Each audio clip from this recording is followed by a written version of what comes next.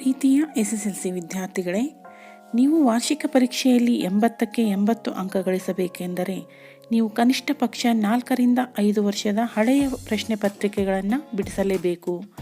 ಅವೇ ಪ್ರಶ್ನೆಗಳೇ ತಮ್ಮ ವಾರ್ಷಿಕ ಪರೀಕ್ಷೆಯಲ್ಲಿ ಬರುತ್ತವೆ. ನಾನು ವಾರ್ಷಿಕ ಪರೀಕ್ಷೆಯಲ್ಲಿ ಪ್ರಶ್ನೆಗಳನ್ನು ಈ ಒಂದು ವಿಡಿಯೋದಲ್ಲಿ ಚರ್ಚಿಸುತ್ತಿರುವೆನು. ಇವು ತಮಗೆ ಸಾಕಷ್ಟು ಉಪಯೋಗವಾಗಲಿವೆ. ಮುಂಬರುವ ದಿನಗಳಲ್ಲಿ ನಾನು ವಿಷಯಕ್ಕೆ ಸಂಬಂಧಿಸಿದಂತೆ ಸಾಕಷ್ಟು ವಿಡಿಯೋಗಳನ್ನು ಮಾಡುತ್ತಿದ್ದು ತಮಗೆ ಉಪಯೋಗವಾಗಲಿವೆ. ಆದ್ದರಿಂದ ಈ ಒಂದು ಚಾನಲ್ಗೆ ಸಬ್ಸ್ಕ್ರೈಬ್ ಮಾಡಿದರೆ ನಾನು ವಿಡಿಯೋ ಅಪ್ಲೋಡ್ ಮಾಡಿದ ತಕ್ಷಣ ತಮಗೆ ಒಂದು ನೋಟಿಫಿಕೇಷನ್ ಸಿಗುತ್ತೆ. ತಾವೇ ಮೊದಲು ಆ ವಿಡಿಯೋವನ್ನು ನೋಡಬಹುದು. ಸಾಮಾಜಿಕ ಸವಾಲುಗಳು. ಈ ಘಟಕದಿಂದ ಮೊದಲನೆಯ ಪ್ರಶ್ನೆಯನ್ನು ನೋಡೋಣ.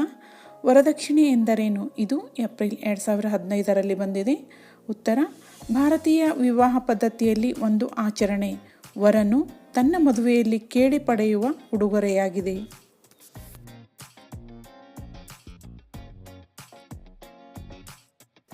ಈ ಒಂದು ಪ್ರಶ್ನೆಯನ್ನು ನೋಡಿ. ಬಾಲಕಾರ್ಮಿಕ ಎಂದರೆ ಯಾರು? ಇದು ಸಹ ಏಪ್ರಿಲ್ 2015ರಲ್ಲಿ ಬಂದಿದೆ. ಉತ್ತರ: ಅಪ್ರಾಪ್ತ ವಯಸ್ಸಿನ ದುಡಿಯುವ ಮಕ್ಕಳನ್ನು ಬಾಲಕಾರ್ಮಿಕ ಎಂದು ಕರೆಯುವರು.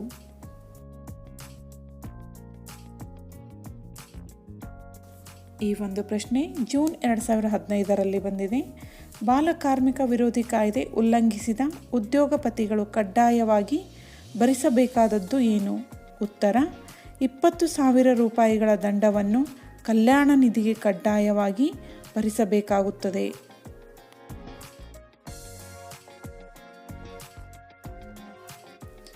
ಈ ಒಂದು ಪ್ರಶ್ನೆ ಏಪ್ರಿಲ್ 2016ರಲ್ಲಿ ಬಂದಿದೆ. ಬಾಲಕಾರ್ಮಿಕರ ಪುನರ್ವಸತಿ ಕಲ್ಯಾಣ ನಿಧಿಯನ್ನು ಏಕೆ ಸ್ಥಾಪಿಸಲಾಯಿತು? ಉತ್ತರ: ಬಾಲಕಾರ್ಮಿಕರನ್ನು ದುಡಿಯುವ ಕ್ಷೇತ್ರದಿಂದ ಹೊರತಂದು ಶೋಷಣೆಯಿಂದ ಮುಕ್ತಗೊಳಿಸಿ ಅವರನ್ನು ಸುಧಾರಿಸಲು. ಈ ಒಂದು ಪ್ರಶ್ನೆ ಜೂನ್ 2016ರಲ್ಲಿ ಬಂದಿದೆ. ಬಾಲಕಾರ್ಮಿಕರು ಅಂದರೆ ಯಾರು?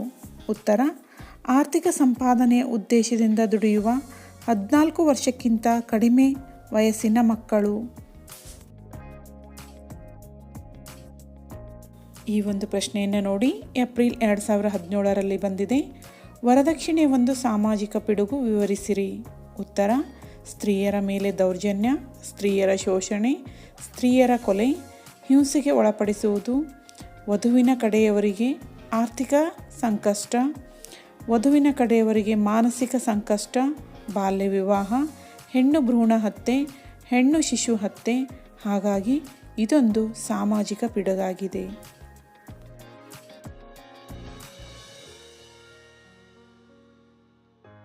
ಒಂದು ಪ್ರಶ್ನೆ ಜೂನ್ 2017ರಲ್ಲಿ ಬಂದಿದೆ. ಭಾರತ ಸರ್ಕಾರವು ಪ್ರಸವ ಪೂರ್ವ ಲಿಂಗ ಪರೀಕ್ಷೆ ಪ್ರತಿಬಂಧಕ ಕಾಯ್ದೆಯನ್ನು ಜಾರಿಗೆ ತಂದಿದೆ ಏಕೆ?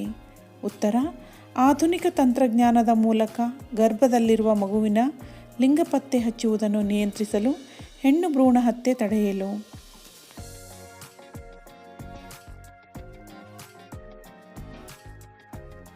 ಈ ಒಂದು ಪ್ರಶ್ನೆ ನೋಡಿ.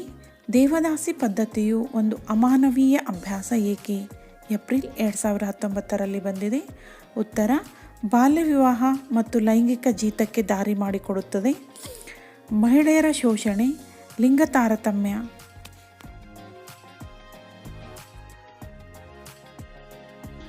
ಈ ಒಂದು ಪ್ರಶ್ನೆಯನ್ನು ತಿಳಿದುಕೊಳ್ಳಿ. ಮಕ್ಕಳ ಸಾಗಾಣಿಕೆಯು ಅವರ ಸರ್ವತೋಮುಖ ಬೆಳವಣಿಗೆಗೆ ಮಾರಕವಾಗಿದೆ ಹೇಗೆ? ಸೆಪ್ಟೆಂಬರ್ 2020ರಲ್ಲಿ ಬಂದಿದೆ. ಉತ್ತರ: ದೈಹಿಕ ಹಾಗೂ ಲೈಂಗಿಕ ಶೋಷಣೆಗೆ ಬಲಿ, ಮಕ್ಕಳ ಸಾವು, ಗಂಭೀರ ರೋಗದ ಅಪಾಯ, ಲೈಂಗಿಕ ಕಾಯಿಲೆ, ಅನಗತ್ಯ ಗರ್ಭಧಾರಣೆ, ಮಾದಕ ವ್ಯಸನಗಳಿಗೆ ಬಲಿ, ಕೊಲೆ.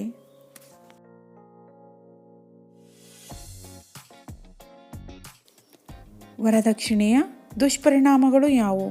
ಇದು ಪೂರ್ವ ಸಿದ್ಧತಾ ಪರೀಕ್ಷೆ 2023ರಲ್ಲಿ ಬಂದಿದೆ. ಉತ್ತರ: ಸ್ತ್ರೀಯರ ಸ್ವಾಭಿಮಾನ ಸ್ಥಾನಮಾನವನ್ನು ಕುಗ್ಗಿಸುತ್ತದೆ, ಕೌಟುಂಬಿಕ ಕಲಹವನ್ನುಂಟು ಮಾಡುತ್ತದೆ, ಇದರಿಂದ ಅನೈತಿಕತೆ ಮತ್ತು ಕ್ರೌರ್ಯ ಹೆಚ್ಚುವುದು, ಕೌಟುಂಬಿಕ ಸಂಬಂಧಗಳು ಹಾಳಾಗುವವು, ವರದಕ್ಷಿಣೆ ದಾಹದಿಂದ ಮೋಸದ ವಿವಾಹಗಳು ನಡೆಯುತ್ತಿವೆ, ಹೆಣ್ಣು ಭ್ರೂಣ ಹತ್ಯೆ ಮತ್ತು ಹೆಣ್ಣು ಶಿಶು ಹತ್ಯೆ ಹೆಚ್ಚುತ್ತಿದೆ, ವಿವಾಹ ವಿಚ್ಛೇದನ ಪ್ರಕರಣಗಳು ಹೆಚ್ಚುತ್ತಿವೆ.